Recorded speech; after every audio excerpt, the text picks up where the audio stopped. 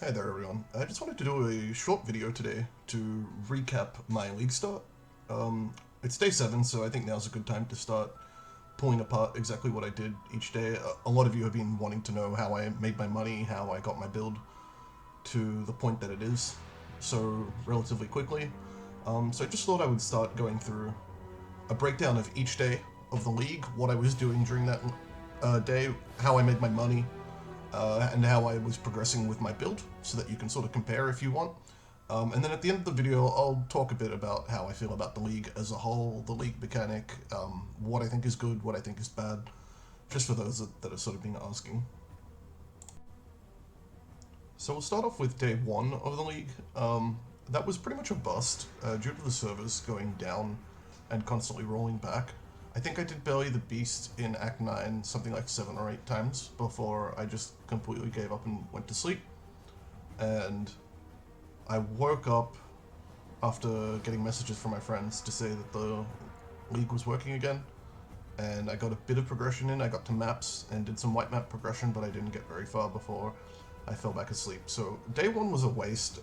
Totally quite terrible compared to where I'm used to for day 1, and I think that threw the rest of the league out for me personally, but nothing too bad. We recovered pretty quickly.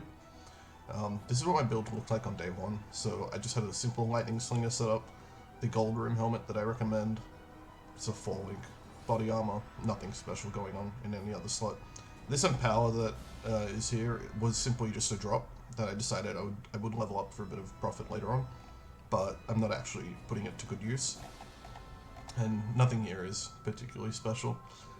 Day 2 of the league, we bought an ephemeral bond and an impulsor, but we didn't transition to Stormbrand. Now, I don't have the PoE Ninja for that because I had fallen behind in levels due to sleeping on day 1. Now, the reason we bought the ephemeral bond and the impulsor first was because if I had bought the Agnorod, I wouldn't have still been able to switch without the impulsor, at least. And so I figured I would instead just choose up my lightning slinger. A lot of the practice I did during the month was for a worst case scenario where I would have to take lightning slinger all the way to red maps potentially. Now, I never actually expected to have to do that, but thanks to the server issues, that ended up being very relevant. And then on top of that, all the nerfs to various profit-making strategies, and nerfs to like drop rates of things, in addition to like a lot of people not doing heist now, led to a lot of our items being way more expensive than they usually are. Not just for us, I think a lot of people ended up having their builds be way more expensive than they used to, but as a result, it put me in a position where I had to spend pretty much all of day 2 playing Lightning Slinger and just juicing it out and scaling it into the end game. During day 2, I started preparing my heist. Now, I'm going to do a separate video on heist later on. A lot of people have been asking me about that, and for the amount of money I made from it, it's probably worth just making a proper video to cover exactly how that happened. But the gist of it is in day 2, I was preparing my heist for day 3, 4, and 5, where I basically unlocked all the rogues, and then I leveled up the rogues that are relevant to being able to do blueprints. So I think I probably squeezed in about 20 contracts overall, and I wasn't fully set up, but basically I did the ones I had, and then used that also because they're pretty profitable to run early in a league. It's good profit per hour, especially compared to focusing on Atlas progression.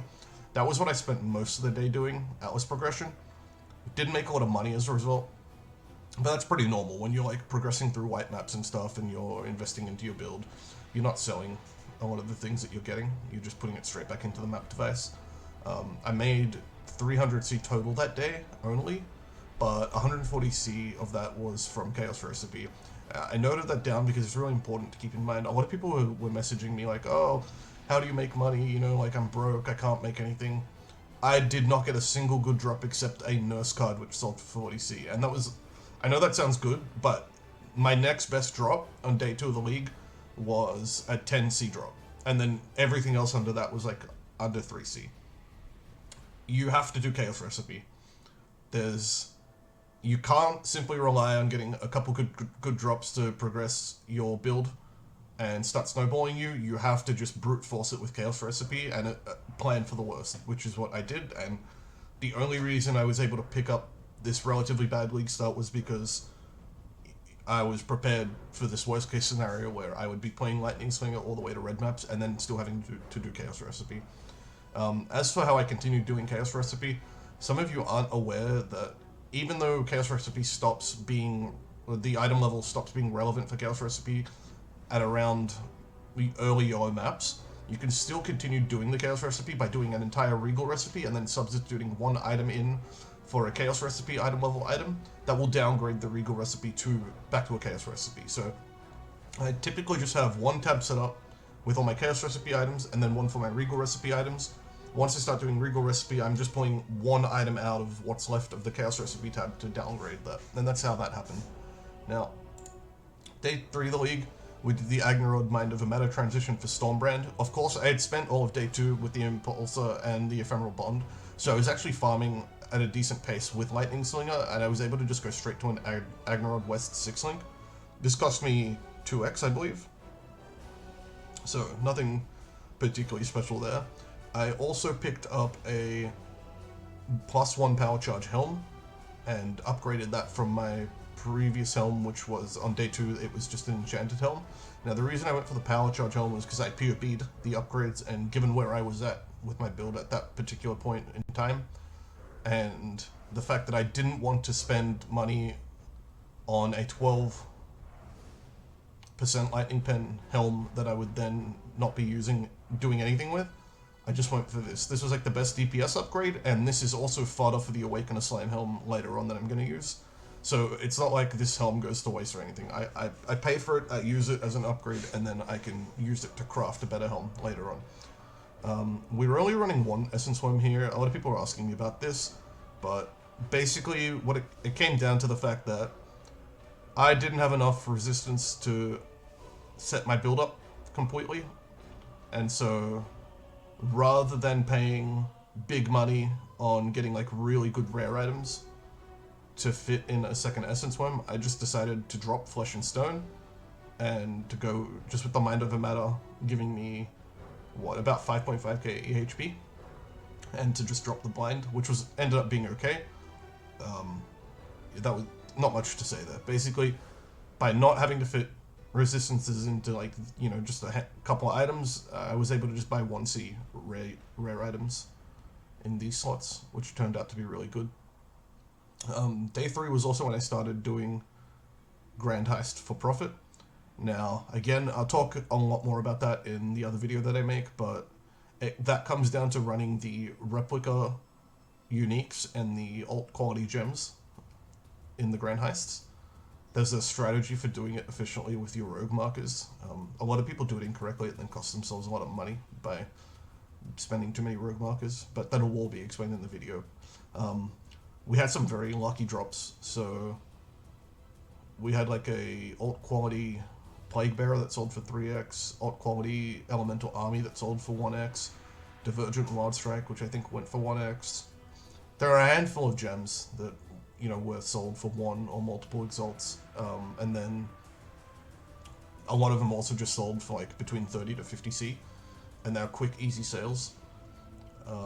And then the replicas, I got pretty unlucky with my replicas this time around, but I got a couple of that series foibles, which were about 90 to 100C at the time that I got them, and then most of the other replica uniques that I got around that time were worth about 20C, so it was still good profit. It wasn't as insane as the alt quality gems, but, you know, it was still good, still worth doing.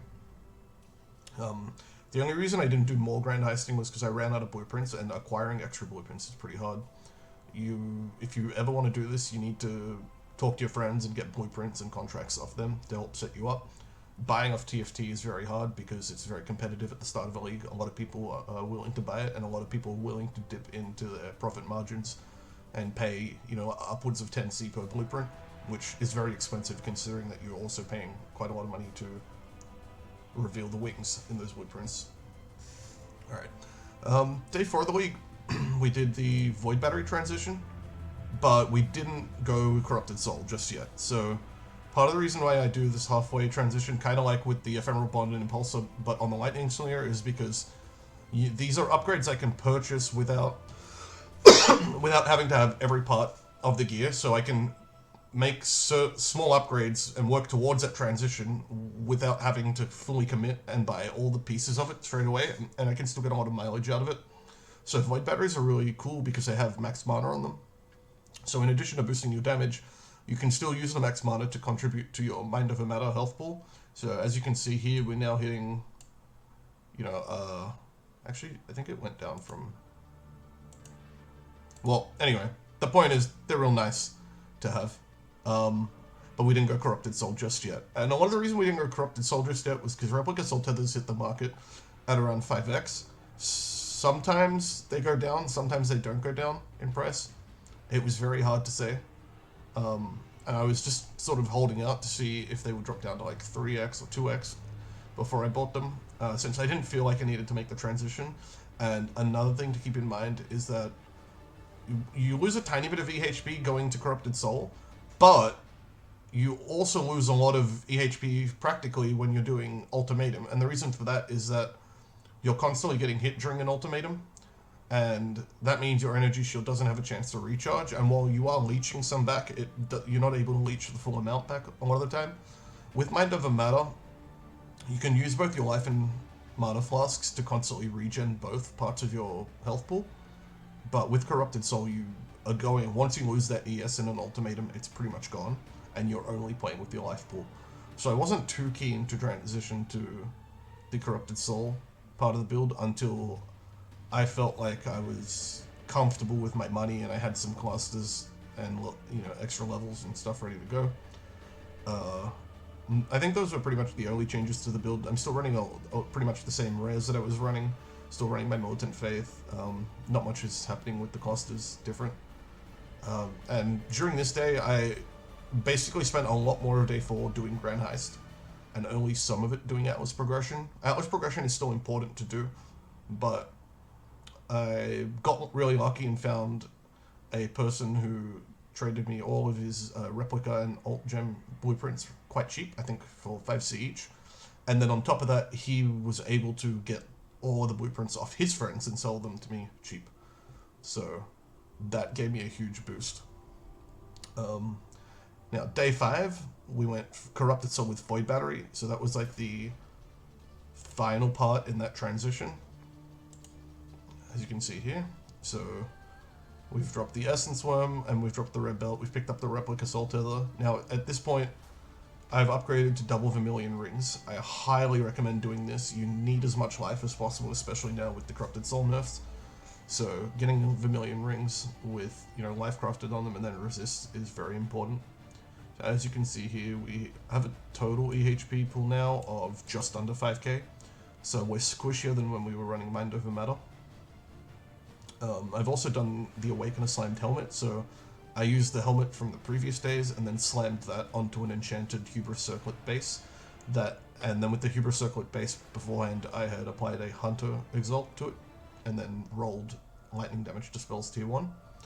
And so now I'm playing around with that. At some point later on, I'm going to scour my suffixes off with meta mods and then multi-mod on a hybrid resist and some life. But for the time being, you'll see probably here. Sorry. Here. So as you'll see here, I have crafted life just regularly onto it, and I don't need the resist just yet, so we will... Anyway, back to the day 5 setup. So once we did that setup, we had to rearrange some other pieces. We had to get new cluster jewels. Some of you have been asking me about why my cluster jewels aren't been maxed. As you can see, I have Brand Loyalty, Holy Conquest, Brand Loyalty, Holy Conquest. Now, the reason why we go Brand Loyalty, Holy Conquest multiple times is because it's very cheap compared to Brand Loyalty, Grand Design. But Holy Conquest is still giving you 10% cast speed on your brand, which Grand Design also does. You're just trading off the 10% brand attachment range and 10% brand duration from Grand Design when you run additional Holy Conquests. But any notable that says 10% cast speed on it, on its own, that's still worth taking, right? That's still like on par for the amount of damage you expect from a passive node. So that's completely, absolutely fine if you think about it. I don't want to go... I would rather spend, you know, like 20C on a budget version of a cluster jewel and get 90% of the power than spend 1x and then have to delay other upgrades that are going to be much more impactful to my damage output. I was unable to find any augment lives. In fact, I haven't found any augments yet this league. I'm sure a lot of you are experiencing the same. So I wasn't able to do the Storm Drinker Doriani's Lesson combo just yet on a single cluster jewel, which would have been really nice to do, but it's fine. We just have 2 separate clusters obtaining it. I've also fit an Inspired Learning into my build. I'll just quickly pull this up. So the Inspired Learning, I tend to put it here because I like picking up these nodes, but a totally viable alternative is to put it in here and then pick up this Endurance node and Faith and Steel. It costs 6 points here compared to costing 1, 2, 3, 4, 5, 6, 7, 8, 9 here. So this is actually less efficient. This is just a personal preference because at this point I kind of like the block spell damage and having the extra max mana, which makes my mana problems ever so slightly easier, but I may review that. The more I think about it, this position is just lower investment, and if I'm going to be recommending to other people, it's probably going to go here in future. But it doesn't matter much. Now, some people have been asking me about when they should set up an Inspired Learning into the build and why. I have found that 2 million brand DPS, 2 million serious DPS per brand is the breakpoint for running Inspired Learnings. Prior to having 2 million DPS, running Inspired Learning just doesn't feel worth it. You're still struggling in like high-level ultimatums and you're not killing rares fast enough to properly ramp from it. So it's not doing much. Inspired Learning is like Headhunter, it's kind of a win more type item. So unless you're already able to do the content without it, then it's not doing much for you. It just allows you to snowball and, you know, like hit the next level basically. It's been very useful to have for ultimatums. So once I obtained the Inspired Learning, I was able to start farming ultimatums just fine. I would get to the last wave of them about half the time. Still died a lot, which is why I was stuck at level 93. But that's not, you know, it wasn't too bad. I was still able to get to 93 once I put the Inspired Learning in, and it made just even mapping a lot easier. League mechanics such as Abyss, you know, just juice you up. Legion is a lot easier, and you don't have to worry about dying as much because you're getting lots of buffs. So it's pretty important for all that sort of stuff. Now, during day 5, day 5 was my last day of Grand Heist. The profits started to drop off quite a lot at that point, and I was becoming aware of the fact that it wasn't as insane profit per hour. A lot of the alt quality gems that were going for 1x were now going for like 20c. A lot of people were catching on to how profitable this was. And a lot of this is just the fact that people are following guides, and the guides say to buy a certain alt quality gem, and they go to buy it and they see that it costs 2x, and they start to think to themselves, maybe I should go farm this. So that's what a lot of that is. Replica uniques were pretty much dead during day 5. I don't think I did any just because the last one I did in day 4 was like terrible, and I went even on one of them, and I decided it's not really, going even isn't the point. I wanted to make good profit per hour, not profit, so I just focused on alt gems to finish off Grand Heisting, and I would say that by the time I make the video, Grand Heisting is kind of dead as a source of like really high profit per hour. I'm still going to make the video because it's very relevant for people to learn for themselves how to do it, especially for future leagues, but doing it this league is probably not going to be as insane as it was when I did it. And then to wrap up day 5, I basically did a handful of Cirrus / Maven cycles. When I say Maven cycles, I'm not talking about fighting Maven herself, I'm talking about the 10 boss fights. This bar here. It's very important when you're farming your Cirrus to farm these as well early in a league. Each one of these fights is going to drop a special watchstone. They range between 15 to 80c each, right? And it's usually one or the other, but there are a lot that are worth 80c early in a league, or early in this league anyway.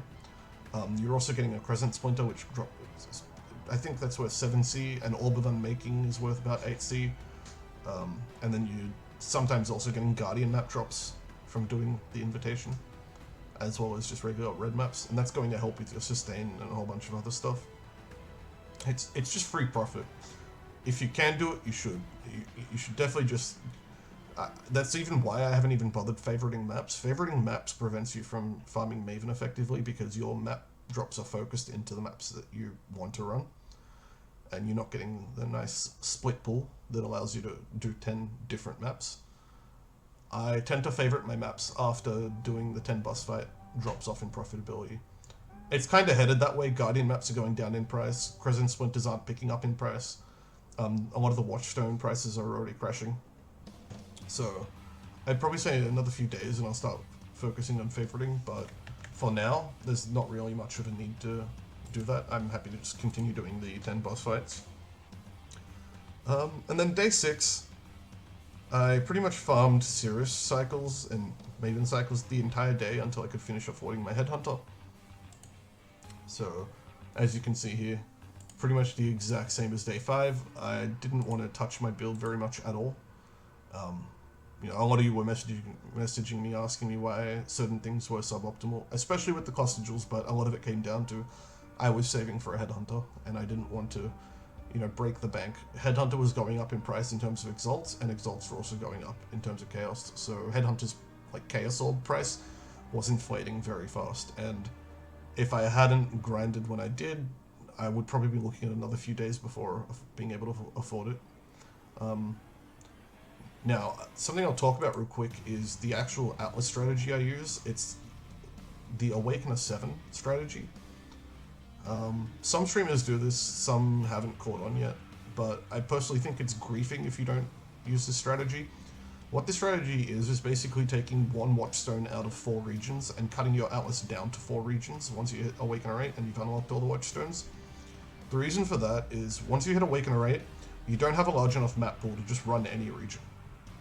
So, you know, like if I had gone and run a Lex Proxima map and accidentally spawned Crusader in Lex Proxima, I would then, you know, only have 2 Lex Proxima maps left. And I'd run them, and then I'd need, say, you know, 5 or 6 or whatever more to finish off my Crusader in that region, but I'd have no maps. So I'd basically have bricked that Cirrus cycle. So I could, at that point, go buy maps like 10C each and pay 60C to finish off a single Conqueror set. Or I can go run other maps, hoping that by the time I finish the other 3 Conquerors in that Cirrus cycle, I've obtained enough Lex Proxima maps. And at that point, I then have to take Watchstones out to force them into here, which is kind of scuffed. And if you're willing to do that and micromanage your Watchstones anyway, to fix it up, you should just do that in the first place and avoid finding yourself in that situation. So we dropped down to 4 regions, and at that point, with 4 regions, you can just safely proc a Conqueror in any of the 4 regions that you want. If you don't have enough maps to finish that region off, just go start working on the other 3 regions, and by the time you're done with those 3, you'll have enough maps to finish that 4th region off. Alright, and you can even just do that for all of them, that just proc them in all 4 regions, and then once you run out in one region, move on to another region, move on to another region, and the maps that you drop will always be from one of the 4 regions that you have a Conqueror in, pretty much. And so it's very hard not to be just like farming Cirrus cycles very efficiently by condensing your Atlas down to only 4 regions. You don't have to spawn every Conqueror in like a unique region. You can spawn like 2 in, say, New Vastir, for example. It just comes down to like your map pool and what you have available to you and what you want to do. You should still micromanage it a little bit. And then we picked the regions based on what gives the largest amount of passive profit. Initially, I picked the outer regions, but I was very disappointed in the Delirium and Paranda stuff in Lex Proxima, Lex Ajoris, so I'm dropping that currently. And for Lyra Arthane, I was hoping the Blight and the Heist stuff would be very high value, and especially since I was farming Heist, I figured like having extra blueprints and Smuggler's Caches would be good. I even tried doing some Heist Zana mod, but it wasn't worth it, ultimately, I found. We may revise that, like, depending on how the price of Chaos versus Rogue Markers shifts, that might shift as well, but as I see it currently, these regions just aren't that good. And so I've swapped to Glennick and Valdos. Now, Valdos is kind of okay because I'm going to go the 10% extra Metamorph encounter, which is going to be nice, and the Harbinger stuff, whilst it's been nerfed heavily, it's still very nice passive income every map. I wouldn't recommend going Valdos unless you have an Inspired Learning or a Headhunter, because otherwise the Harbingers are going to just take a lot of time to kill, especially when you get that boss Harbinger. It sucks up a lot of time and kind of double the amount of time you spend in that map. And It's actually one of the reasons I didn't want to do Valdos initially, was because I didn't have the Inspired and the Headhunter, and it was taking way too long for me. Glennick Cairns, the Legion stuff here is really nice, so they've moved high value targets here, but it's still just a very good region to run. Just for the passive Legion stuff, you're getting like quite a lot of value out of this, and then eventually I'm going to do the incursion stuff here, and once that's set up, I can sink all my incursion missions into getting a lot of juiced out temples. The double corrupt, the unique upgrade chamber is worth, I think, like 1.5x, or it was the last time I checked, because you can make tempered flesh. Double corrupt is worth 1x if you sell a map with it on it. And you can just get a lot of good stuff in even if you don't get one of those two, you can still get a double gem corrupt as well, which is worth money, and a lot of good stuff for yourself, like tier 3 Legion rooms, tier 3 breach rooms, tier 3 card map rooms, currency rooms. It's all pretty worth it, and some of those temples are going to be worth running for yourself. I don't have it set up, but a friend has it set up, and I've been keeping track on what he's doing with it, and it's looking pretty nice. And then for Valdos, similarly, I'm going to be syncing all of my betrayal stuff into here, so that I can farm Katarina's before her drops aren't worth money. Haywalk invest here. So I'm running one lot of Harvester nodes in Haywalk. That's mostly because if you want to do the betrayal stuff, you need to invest 4 nodes, and I don't have 4 nodes to invest. And Sacred Grove is still okay for the non-crafting related outcomes. I'm not too fussed on that. That's not really important. I think a lot of the value from Haywalk comes from the ritual and the essence stuff. Now, Amplified is a very insane node, so effectively tripling the amount of essence you obtain. And then this guarantees there's going to be an essence in every map. So these are insane. You can run it with the Zana mod, and that's going to put you're going to get a lot of essences from doing that, but there are a lot of essences that don't really sell, even for 1C each.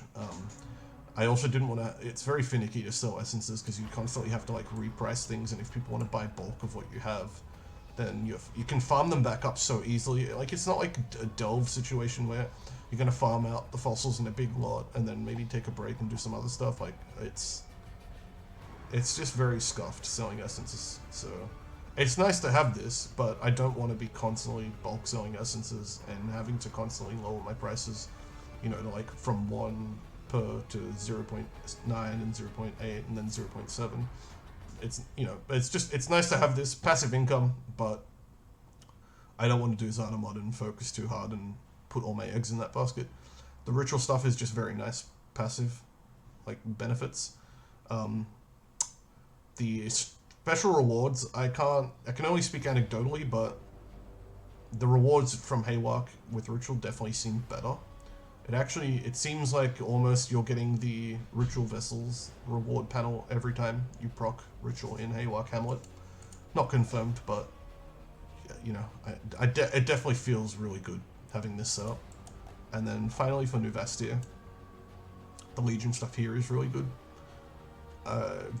Would say I drop 7 to 8 emblems a day from New Vastir's emblematic node, which is fucking insane, right?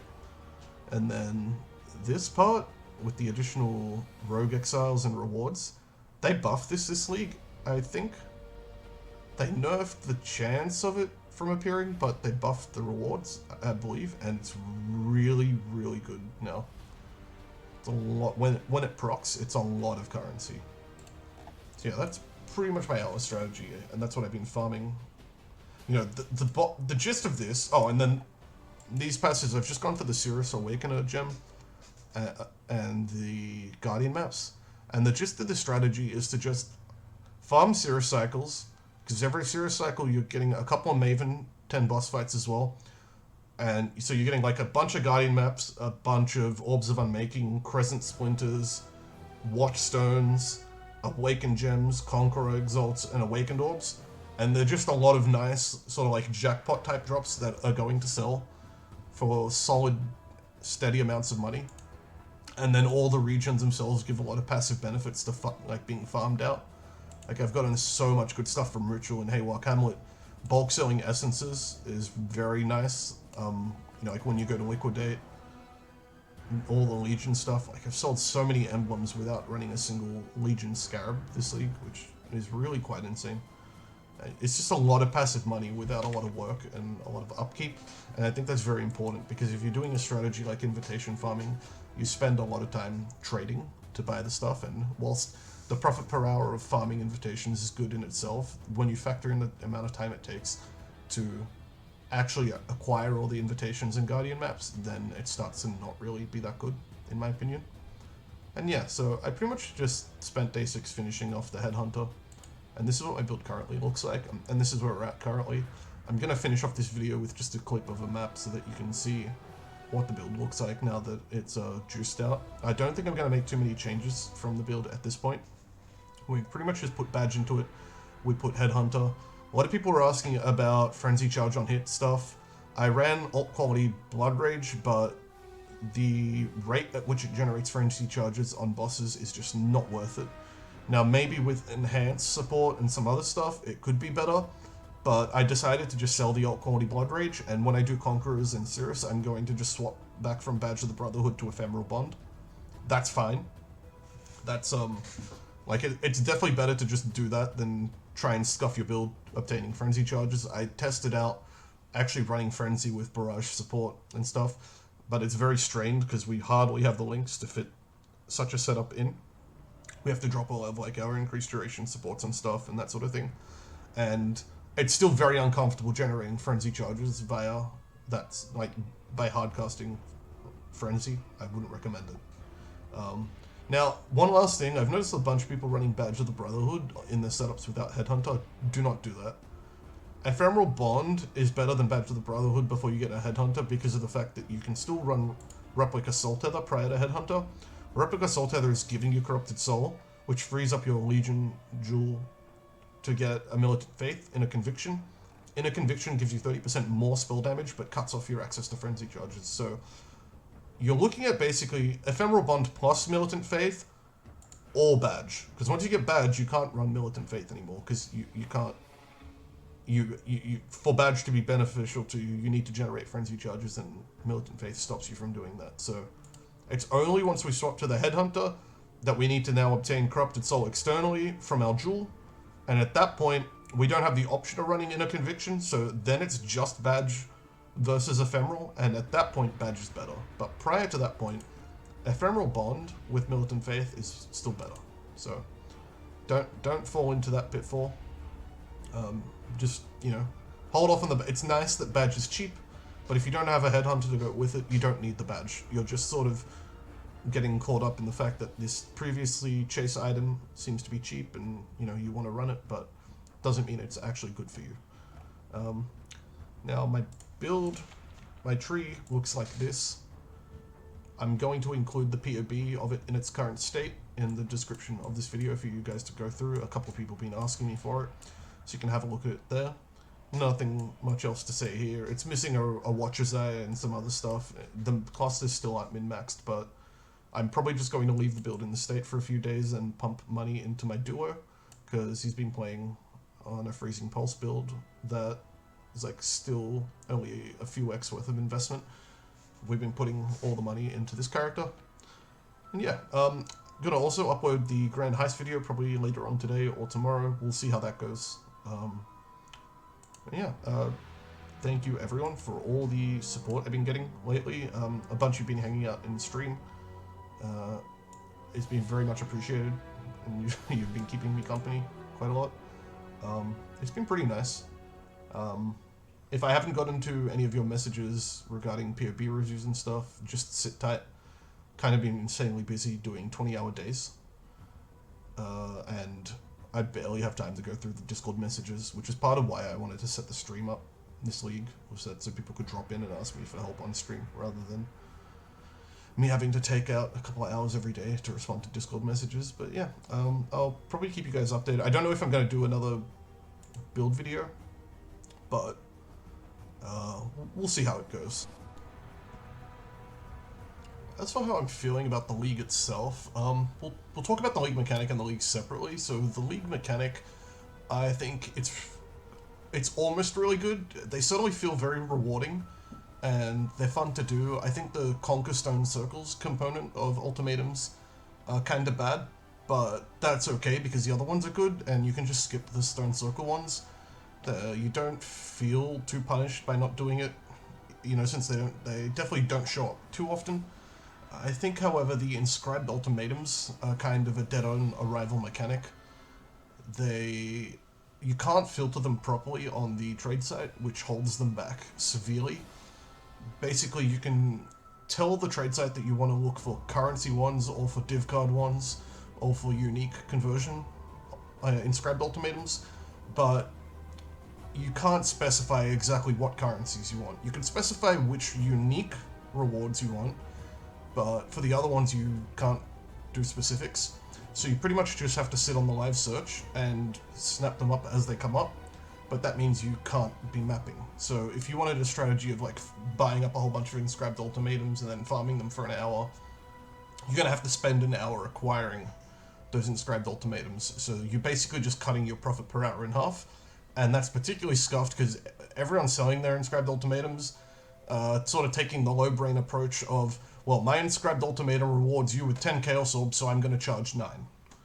And so, but with the amount of time it takes to acquire them, and then the amount of profit you're losing from paying for them, it's not very worth it, in my opinion.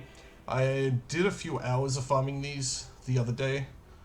I only did low level ones, however, because my build wasn't cracked out yet. I didn't have the headhunter or anything, so I think I was doing like level 73 and below inscribed ultimatums for the like 30 scouring orb, 15 regret orbs, 10 chaos orbs, just those sort of ones that I picked up with a live search. When I factored in the amount of time it took me to buy them all up and then go run them, and then the amount of profit I made, I didn't fail any of them for what it's worth, but it was lower profit per hour than just mapping. So I think in that regard, inscribed ultimatums are just a totally dead mechanic. I'd like to see them revised going into next league, or just removed altogether, because the way I see it is they are entering the territory of just being bloat. They exist in the game and they're something you have to micromanage and possibly sell, but it's very scuffed. There's not a lot of profit in it, and the people selling them at the moment are too greedy. I had one instance where Void batteries were 3x at this point, and I tried to buy a Void battery inscribed ultimatum, and the guy wanted 2.9x for it. So, and essentially that's... there's no point even doing it at that point, because to make 0.1x profit, you're risking failing it and losing your 3x investment, and I tried explaining this to him, and he couldn't really see the point I was making. So for that reason, I just think the mechanic basically relies on everyone interacting with it being smart and having the brain power to understand risk versus reward. So, of course it's going to fail, because unfortunately, you know, the average human being isn't as smart as we would possibly like them to be, realistically. Not to insult people, but it comes down to, you can't have a mechanic like that in a game like this and then expect it to just sort of go smoothly, where people are going to be like, okay, well, my inscribed ultimatum can reward you with 10 chaos orbs. I can't, you know, be bothered running it. I don't want to risk running it. You have to risk running it. You have to spend the time trading for it. So I'm going to charge you 3C, and then it's worth sort of 7C profit to you. Like, that would be fair, but it's not what people are doing, and it's just not going to work in its current iteration. I don't know what changes they could make to it that would make it better. Simply making the inscribed ultimatums more rewarding for each one isn't the problem, because the Void Battery one that I mentioned, you know, the profit margin on that was extremely thin anyway. People are just going to jack up the prices of the inscribed ultimatums. So I don't really know how you would fix this problem. Maybe make there be some way to target farm these, so that people who are interested in running this content can just acquire them for themselves. Maybe in the future having inscribed ultimatums come from the final wave of a non-trial master ultimatum in a map, and then have ultimatums be a mechanic that comes from scarabs. That might be a way to handle it, and that might fix the problem. Or maybe just in the future people will realize that inscribed ultimatums are kind of a dead mechanic and sell them cheap the way they are are doing for blueprints sometimes, so we'll see with that. As for the League itself, I don't want to talk too long, since this is already becoming a long video. I think the League itself is kind of positive and negative. The nerfs to Harvest and the nerfs to rewards on the whole, they were kind of good in the sense that it's worth picking up currency again. You know, I'm still picking up Orbs of Fusing, Jeweler's Orbs, Chromatic Orbs even, because they're worth something and they add up over a play session, and that definitely feels nice. It feels nice that I can't just go and buy all my gear for 2x. You know, in Heist League, I did Awakener 8 Cirrus on a 2x budget because all of the items for the Mind Over Matter version of the build, of course we didn't play with Mind Over Matter, but the budget version of this build back then cost 2x to pretty much finish, and that was including Replica Soul Tether, it was including 6-link Agnorod West stuff. You know, like the Agnorod West back in the day was 10c, 6-linked, the Replica Soul Tether was like 10c, the Ephemeral Bond was 1c, Militant Faith was very cheap, I think like 50c. So these nerfs have made it so that there's an actual gear progression, and I've had to pull back-to-back 20-hour days, in addition to having a duo who is contributing to the currency making just to get to this point after a week, which means for an average player who's probably playing 5 to 6 hours a day, this league gives them like a good month worth of content before they can say they've like finished a character to a satisfactory point that it can do all the content in the game. I think that's healthy, and I think that's good for the game. But because of the lack of 100% Delirious content, because of the lack of deep delving, there aren't really many ways now to push your character and do extremely difficult content. The reward scheme of Delirium and deep delving was very unhealthy for the game and for the economy, so I understand why they wanted to nerf it, or just outright remove it really, but now there's no way to take my character at this point. It's not worth farming Fiat Invitations, for example, because there's low profit per hour in that and a lot of trading that has to be done. There's just, like, my character's pretty much finished and I can do all the content in the game and I can just now keep farming money, but there's no real challenge. And I think that's something GGG really needs to think about fixing up in the future. Parthamath has been talking about this a lot, and I have to say I agree with him to some extent.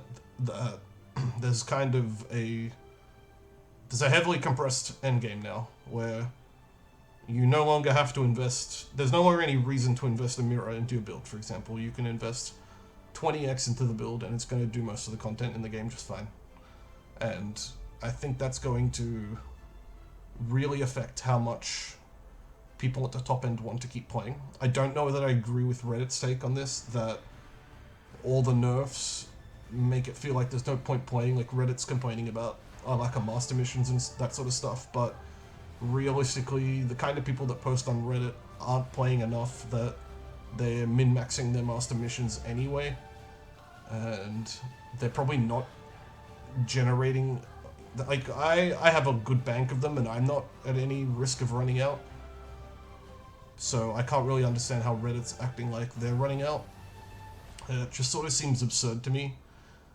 But definitely something does need to change.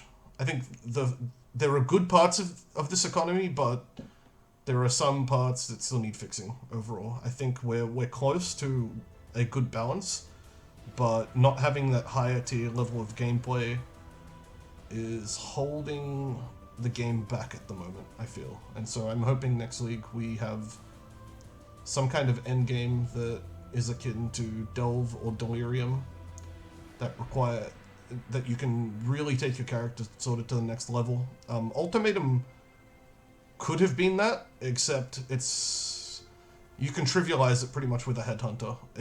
The difficulty is just in that it throws lots of rare mobs at you, and rare mobs are a very cheap way to build difficulty in this game, because on one hand you can make an encounter, 10 times as difficult by having a bunch of rares with auras that are overlapping, but that also allows people to then run Headhunter and steal those buffs and then overpower the content a little too easily.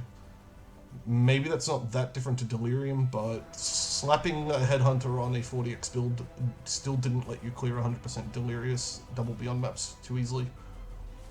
So there's probably something to be said for bringing that level of difficulty back, which inscribed ultimatums are not. Even with rippy mods in area level 83, it just doesn't come close to what Delirium used to offer, and I'd like to see them work on that. So, yep, that's my take on the League. I hope to see you all shortly in the Grand Heist video, which will be releasing either later today or tomorrow. Have a good one for now.